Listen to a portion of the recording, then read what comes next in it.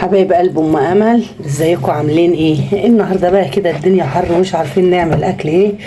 رحت جايبه فراخ وقلت بقى ايه نشوف هنعملها ايه كده مع بعض. انتوا بتحبوا فراخ ام امل طبعا. حطيت كده توم، حطيت ورق لورا، حطيت عصيان توم، طماطم، فلفل قرنين فلفل اخضر، حطيت حبهان.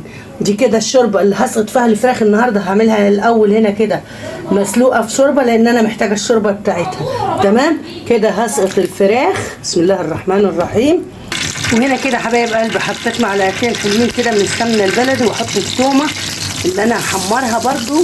ده غير الني اللي رميته، الصوص النيين اللي رميتهم في الشوربه دي كده بقى ايه علشان احمرها كده زي العاده بتاعتي اللي بوريها للبنانيت الحلوين حبايب قلبي.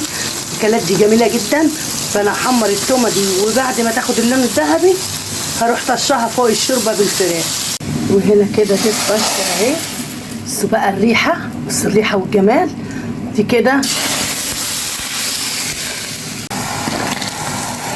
ايه رايكم بقى في الجمال ده؟ وهنا بقى حطيت حته حلوه من الدهن اهي، هحط عليها شويه سمنه.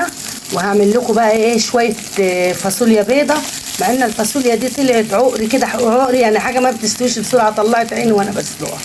وهنا كده حطيت السمنه، هفضل اشوحها كده لغايه ما تيجي تاخد اللون الذهبي. اكون عصره الطماطم واحطها عليه. وهنا انا كده شوحت الفاصوليا البيضه في البصله بعد ما احمرت شويه. هنا بقى هحط عليها بقى ايه شفشق الطماطم اللي انا عصراه.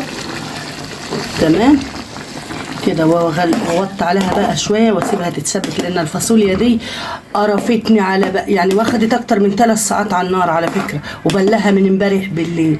يلا الحمد لله. والنهارده بنانيتي الحلوين حبايب قلب ام امل عملنا الغدا بقى. الدنيا حر، عملت ملوخيه وعملت رز وعملت رز اهو، وعملت فراخ بقى متحمره بالسمنه في الصينيه بعد ما وريتكم بسلقها ازاي، بس ما عرفتش احمر بقى النور قطع.